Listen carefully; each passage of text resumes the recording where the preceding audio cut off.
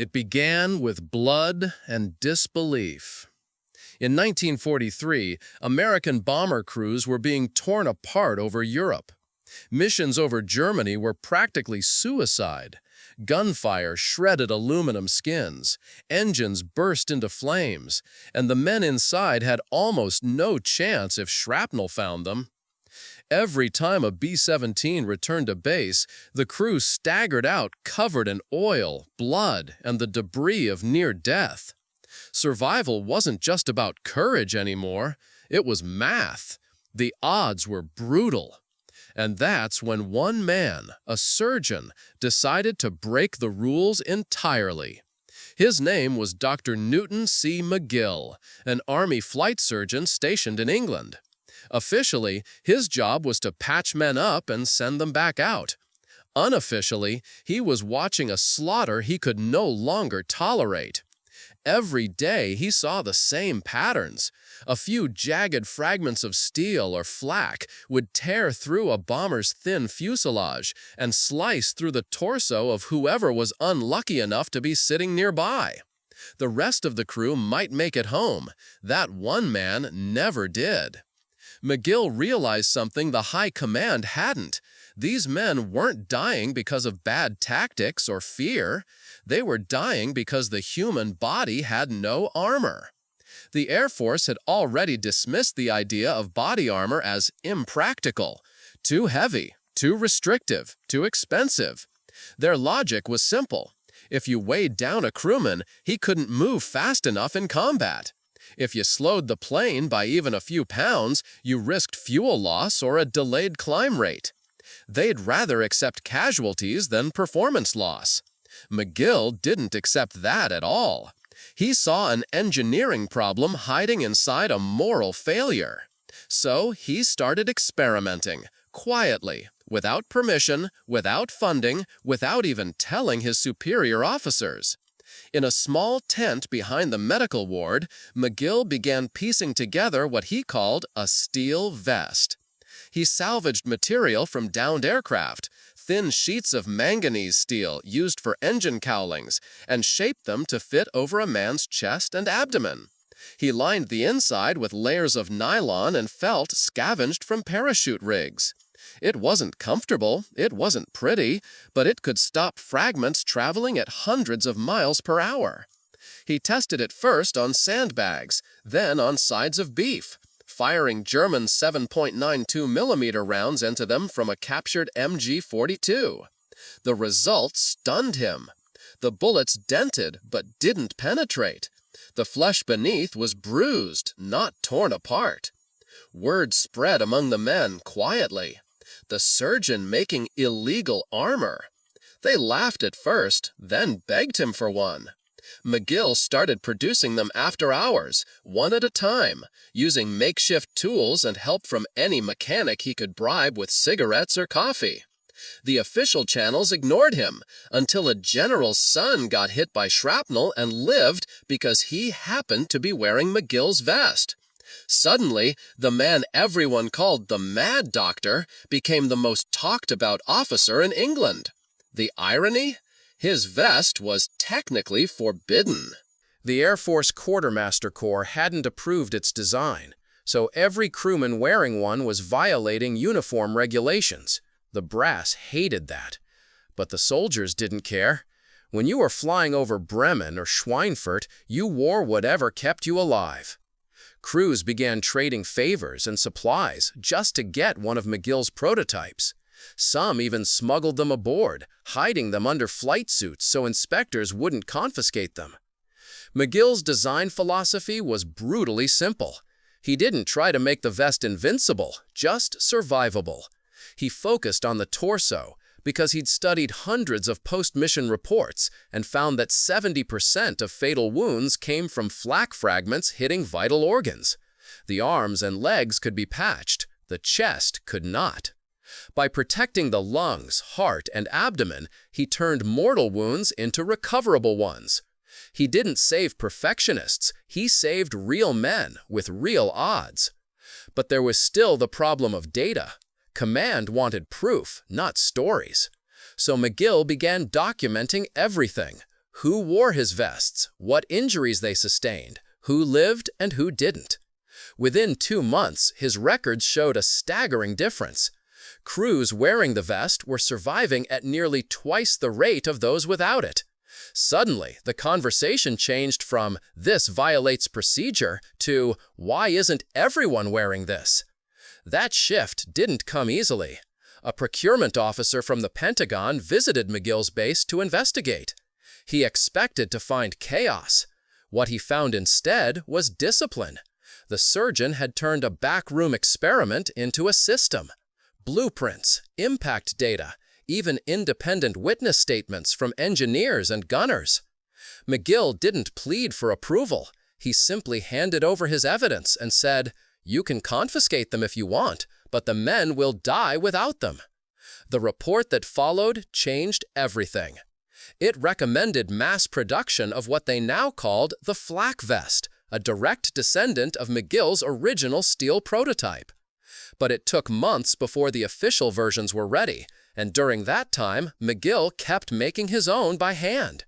He didn't wait for permission. He didn't trust bureaucracy to move fast enough. And because of that, hundreds of men returned home who otherwise would have been buried in Europe. What's incredible is how his vest symbolized something larger than metal and fabric. It represented defiance.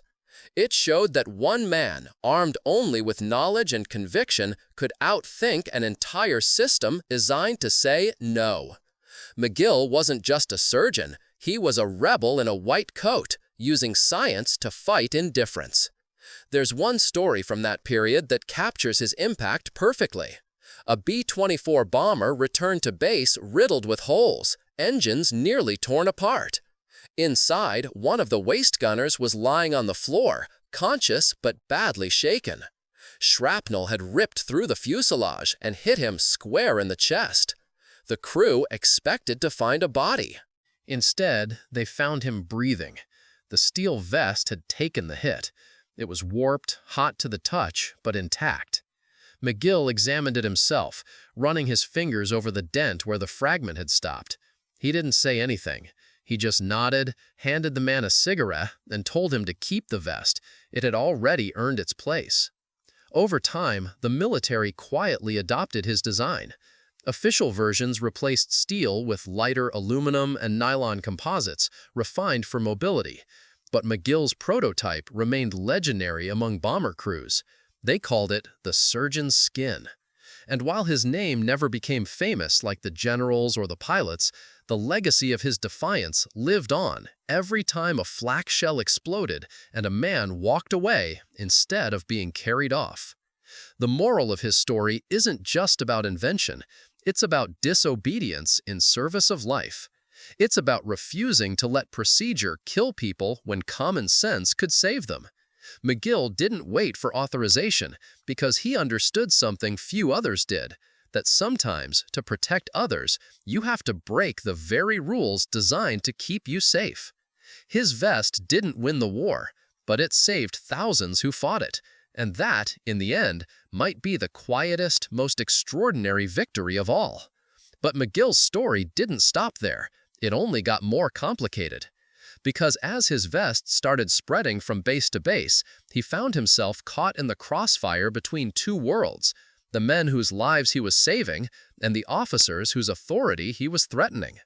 You have to understand, the military doesn't like uncontrolled success. A solution that comes from outside the chain of command, no matter how effective, can feel like an act of rebellion. And McGill's success had made him a symbol of something dangerous, proof that one person's defiance could outperform an entire department's regulations. Soon, word of the surgeon's armor reached the upper levels of the 8th Air Force. A memo was circulated questioning the legality of non-standard protective equipment being used on combat missions. They summoned McGill to headquarters to explain himself. He showed up, not with excuses, but with data, handwritten reports, X-rays, and letters from crewmen who'd survived because of his vest. One letter in particular was written by a tailgunner named Roy. It said, "Doc, I caught a piece of flak straight to the ribs. The vest cracked, but I didn't. Thank you for the chance to come home." The general holding the memo didn't even look up from the paper. He simply said, "Doctor, no one authorized you to do this." And McGill, exhausted and still wearing his blood-stained coat, replied, "Sir, no one authorized those men to die either." That line never made it into the official record, but among the crews, it became legend. They whispered it like a creed before missions, "No one authorized us to die." After that meeting, things got tense. Supply officers were told to confiscate any unapproved gear, but the mechanics and medics who supported McGill found creative ways to hide the vests. They labeled them as medical bracing equipment or impact dispersal harnesses. On paper, it looked like nothing unusual. In reality, it was the lifeline of the air war. McGill's operation turned underground. His tent workshop became a kind of sanctuary, where men brought in damaged vests for repairs between missions. He'd hammer them straight, weld the seams, and send them back out again.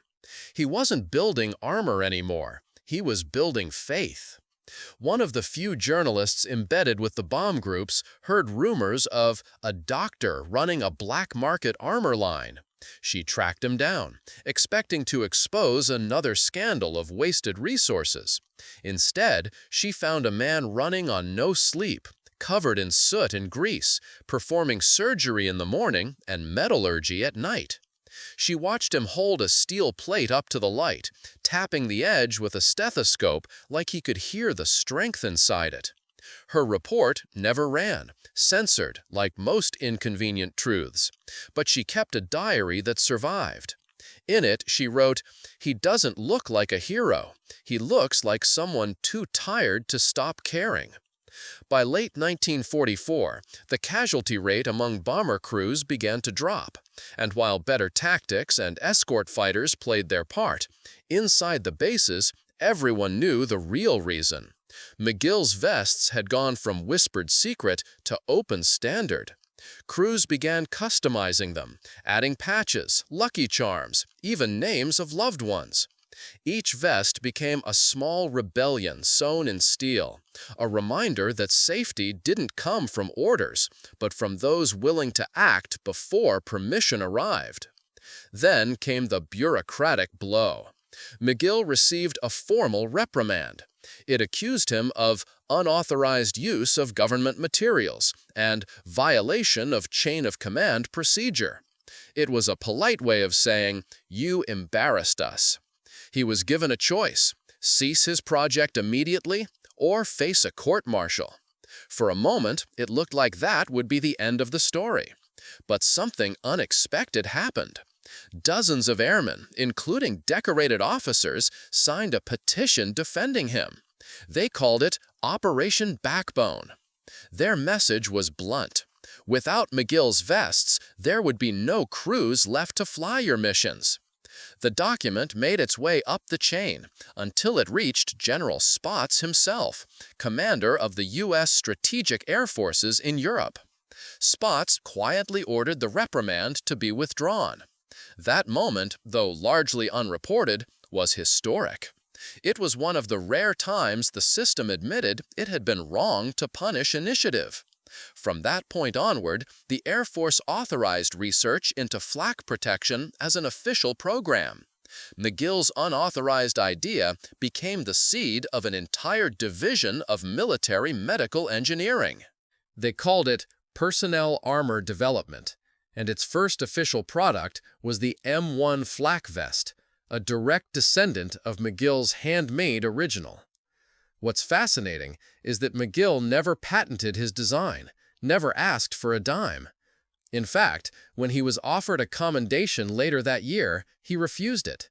He said, "If you want to honor me, keep the vests on the men." That was his legacy. Not medals, not speeches, just a quiet defiance that saved lives. After the war, he returned to civilian life and opened a small clinic in Chicago. He never spoke about what he did overseas.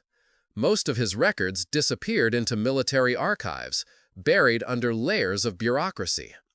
But every now and then, one of his patients would recognize his name and tell him, "My father flew with the 8th Air Force. He said a surgeon saved his life." McGill would just smile and say, "Then your father was one of the lucky ones." Decades later, when historians traced the origins of modern body armor, they kept running into his fingerprints. The vests worn by helicopter crews in Korea, the ballistic nylon flak jackets in Vietnam, even the early prototypes that led to the Kevlar vest, all carried the DNA of that single act of unauthorized courage. His work lived in every plate, every weave, every layer designed to absorb the impossible. It's strange to think how history remembers innovation. The names we celebrate are often the ones who worked inside the system, not those who broke it for something better. But McGill's defiance reminds us that real progress often begins in secret, with one person willing to do what's right instead of what's allowed. There's a story told among historians of aviation medicine, a kind of folklore they pass to new recruits. They say that during the final months of the war, a visiting general stopped by McGill's field hospital. He asked why the surgeon looked so calm despite the chaos around him. McGill supposedly replied, "Because I stopped waiting for someone else to fix it." Whether that conversation really happened doesn't matter. What matters is that it feels true. It's the kind of answer that only someone who's seen the cost of waiting would give. The next time you see an image of a bomber crew from World War II, smiling, arms slung around each other before a mission, remember that many of them were standing there because a single man decided rules mattered less than lives. His vest wasn't just steel and fabric. It was defiance turned into protection, compassion forged into armor. And though the world never gave him headlines, his idea quietly shaped the future of every soldier, every police officer, every person who ever put on body armor and came home because of it. Years after the war ended, the legacy of that unauthorized vest still lingered, not in museums or medals, but in whispers between veterans. You could tell who had worn one by the way they talked about survival. They didn't credit luck. They credited the doc. No last name, no rank, just the doc. It became a kind of sacred nickname, passed through reunions and letters, through quiet toasts and dimly lit VFW halls. But here's the thing about revolutions that happen quietly. They tend to disappear quietly, too. McGill faded into civilian obscurity. No one invited him to Washington. No one wrote about him in the papers. He returned to mending bones, delivering babies, stitching cuts from factory floors. Yet every so often, someone would walk into his clinic with an old, dented plate of steel in their hands. They'd set it on his desk, a little rusted, still bearing the scars of a war long over. They'd say, "This stopped what should have killed me." McGill would run his thumb along the surface, still half expecting to feel the heat of that explosion through the metal. Those who knew him say that he never saw himself as an inventor. He saw himself as someone who filled a gap left by hesitation.